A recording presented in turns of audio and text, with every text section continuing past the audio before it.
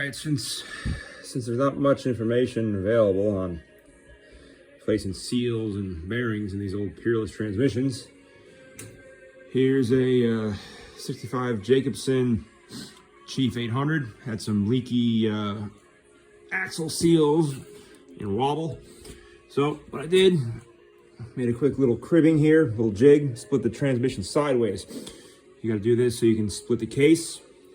And because these shafts ride in the opposite side, the inside of the axle panel here, the axle piece, you got to split it sideways. So just a bunch of nuts. There they are there. They're about half inch they were. And one larger, what is that?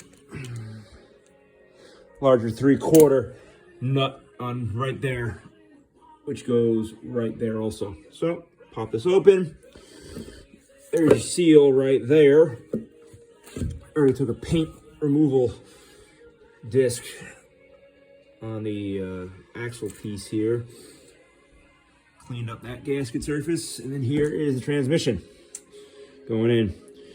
Got a little plate here on the axle, so I'm not sure what I need to do there. I think maybe just gotta tighten up some nuts there. Here's the triple gear. Here we going through. Got some wear on the middle one there. I'm not quite sure if I'll add it and grind it back down with the welder, or if I'll just leave it and call it good. Because when it's in place, the gears still have, looks like good overlap in there. You can see that. Get a flashlight.